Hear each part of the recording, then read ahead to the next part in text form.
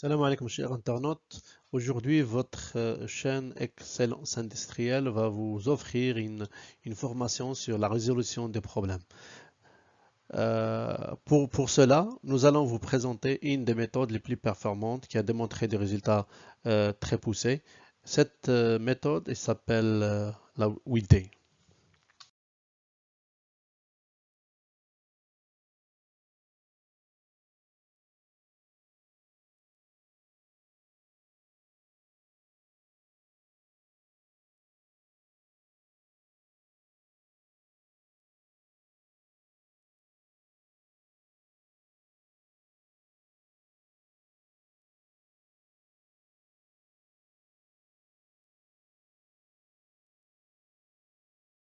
Donc, par rapport à l'historique, je, je tiens à vous informer que cette méthode 8D elle a été utilisée pour la première fois par la compagnie Motor en 1987. C'est une méthode de résolution de problèmes participatifs.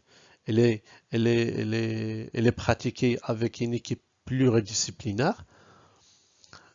Cette méthode elle a été initiée principalement au départ pour le secteur automobile, mais vu les résultats qu'elle a démontrés, donc c'est une méthode qui pourra être utilisée dans différents secteurs.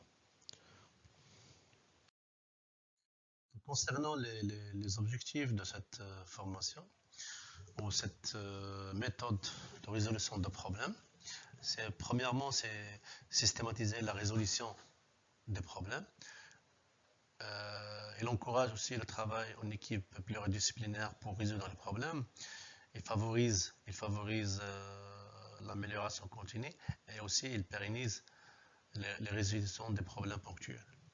Par rapport au principe, c'est une méthode qui a besoin à ce que l'équipe doit se mettre d'accord sur le problème et que la résolution de problèmes soit faite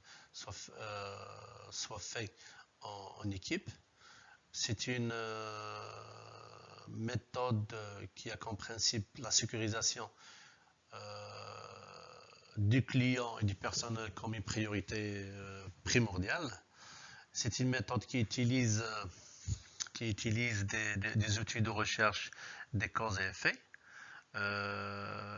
En plus, c'est une méthode qui vérifie l'efficacité des actions tout en faisant un suivi de l'application des actions.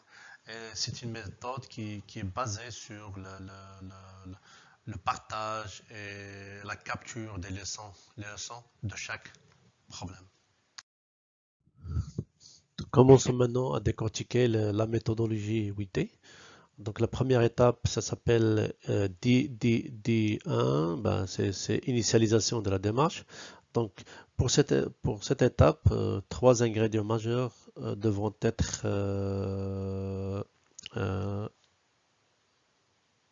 définis à la fin de cette étape. Le premier ingrédient, c'est la constitution de l'équipe de travail. Donc parmi les conditions qu'on doit chercher dans cette équipe, c'est que l'équipe doit y avoir une connaissance des problèmes et il doit y avoir assez d'expérience pour traiter ce genre de problème. Deuxième partie, c'est que l'équipe doit être disponible et elle a du temps pour traiter le problème. Troisième chose, c'est que l'équipe doit être capable de travailler en collaboration durant la période du traitement. La taille du groupe, c'est pas vraiment défini, mais pour des raisons de coordination, il est préférable de ne pas dépasser 4 à 5 personnes pour chaque problème. Deuxième ingrédient, c'est la désignation de l'animateur. Donc, c'est une personne clé. C'est une personne qui doit être un modérateur et un fédérateur de groupe. C'est une personne qui devrait être capable de présenter l'anomalie, que ce soit en interne ou en externe en cas de réclamation client. Troisième méthode, ou troisième ingrédient, euh, c'est la définition de la méthodologie à suivre durant le traitement de ce problème. Donc, initialement, lorsqu'on va se réunir pour la première fois, on doit définir les outils dont on aura besoin, et on doit être tous d'accord sur la méthodologie dont on va suivre durant le traitement de ce problème. Donc, une fois l'équipe de travail elle est définie, installée, l'animateur il est défini, donc on passe à la deuxième étape qui consiste à définir et à caractériser le problème. Euh, donc, pour faire ça, donc l'équipe de travail doit énoncer clairement le problème, il doit identifier les effets et caractériser l'ampleur du problème. Il doit aussi faire appel aux différents enregistrements des différents processus en relation avec ce problème. Donc pour mener à bien cette identification, on fait appel souvent à un brainstorming et on pose tout en suivant la méthodologie 5Y2H et ça pour voir quels sont les effets du problème, qui a détecté le problème, l'impact du problème, où le problème il a été détecté, quand il a été détecté, comment il a été détecté et combien de produits sont concernés par ce problème. Arrivons maintenant à la troisième partie qui est sécuriser le client. Donc, avant de démarrer cette partie, je tiens à vous informer que souvent 24 heures est le maximum de temps toléré pour clôturer cette phase d'analyse. C'est une partie qui est très essentielle que ce soit pour le client interne ou pour le client externe. Et la clôture des actions liées à cette étape nous permettra de démarrer, on va dire de redémarrer le processus de fabrication avec toute sécurité. Donc, pour cette partie, on est amené à identifier les lots de production qui sont douteux. On est aussi amené à mettre des actions intermédiaires qui ne sont pas forcément définitives, mais des actions intermédiaires qui vont sécuriser le produit. On est amené aussi à faire des modifications au niveau de nos processus de fabrication, méthodes aussi. On est aussi amené parfois à travailler avec des choses temporaires, le temps de faire une analyse très poussée et de définir des actions permanentes. Aussi, je tiens à vous informer que souvent les clients ils demandent la première caisse certifiée du processus. Et cette première caisse certifiée, elle est le résultat des différentes actions que nous allons mettre en place durant cette phase d'analyse. Une fois la partie de sécurisation est terminée, on passe à la quatrième étape qui consiste à définir les routes causes du problème. Pour le faire, l'équipe de travail doit faire un recul et doit commencer les analyses en profondeur. Et pour démarrer, l'appel à l'AMDEC et plan de contrôle est primordial, et ce pour définir quelles sont l'image du processus actuel par rapport à ce qui était défini et quels sont les modes de défaillance qui ont généré ce problème. Après cela, une analyse 5M basée sur MEN, méthode, machine, matériel et milieu doit être démarrée en équipe. Cette méthodologie consiste à aller beaucoup plus profond, en profondeur, en posant les questions 5Y pour définir les dernières root causes qui peuvent générer le problème. Une fois c'est fait, l'équipe de travail doit prendre la totalité des routes causes potentielles définies en se basant sur l'analyse 5M. La confirmation des routes causes elle est primordiale pour trier et pour sélectionner ceux ou celles qui sont vraiment liées à notre problème. J'insiste aussi que la reproduction du défaut par rapport aux routes causes définies est aussi nécessaire afin de confirmer ce que nous avons mis en place comme étude ou comme analyse à ce stade. Une fois on a confirmé les causes qui ont généré le problème, on passe à la 5e étape.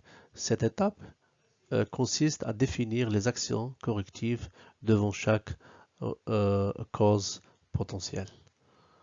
Donc, à la fin de cette étape, on attend de l'équipe de travail un plan d'action avec des actions définies pour chaque cause, un responsable aussi, et une date limite d'application du problème. Il faut noter aussi que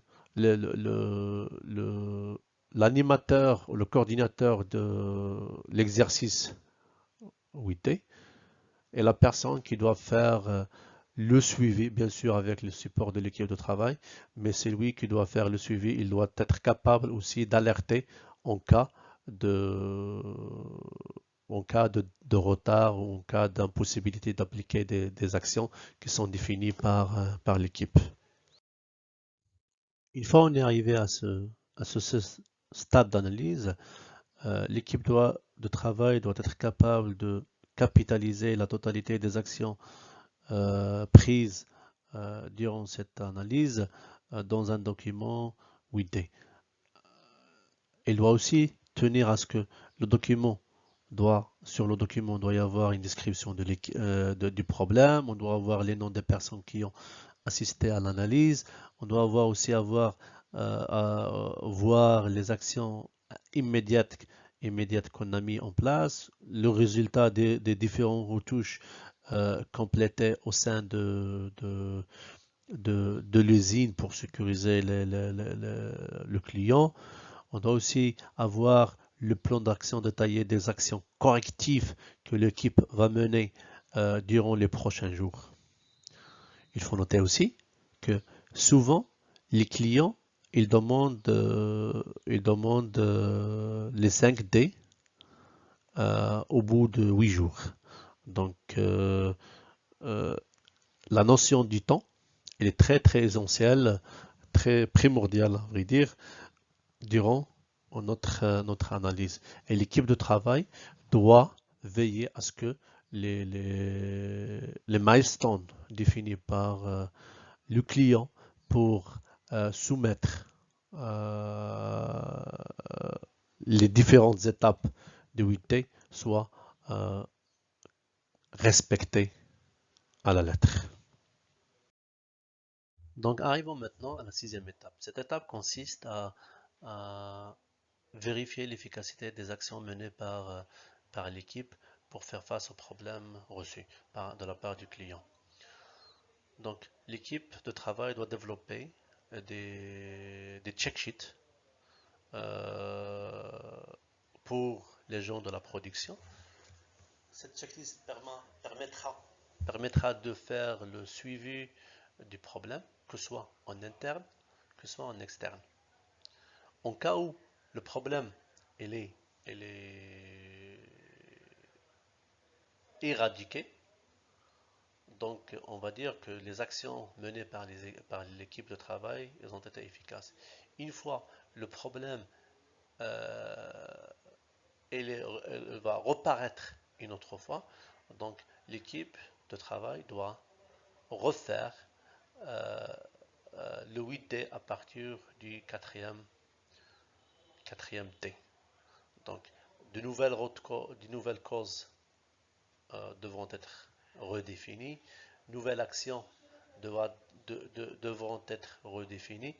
Et, le suivi encore, une fois, des actions doit être menées par l'équipe de travail. Donc, arrivons maintenant à la 7e étape qui concerne la prévention de ce problème dans d'autres lignes. Une fois que les actions correctives définies par l'équipe de travail montrent des résultats positifs, donc l'équipe doit penser à la standardisation de ces actions vers d'autres processus ou d'autres chaînes de fabrication.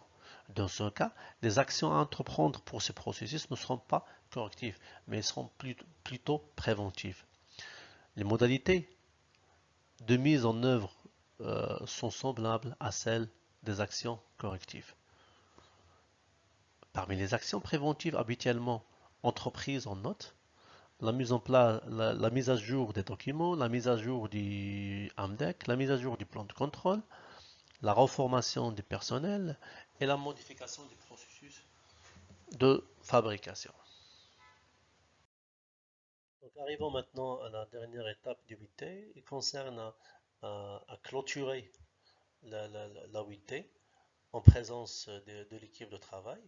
Donc ici, on tient à faire appel à l'équipe de travail, les bonnes pratiques mises en œuvre et les moins bonnes. On tient à faire appel à l'équipe de travail, les résultats obtenus et aussi les difficultés rencontrées durant cette analyse. Donc, comme on est vers la fin de cette formation, je partage avec vous un exemple de 8D. Donc, sur un seul document, on fait récapituler la totalité des actions menées par l'équipe du premier jour jusqu'à la fin ou la clôture des actions définies.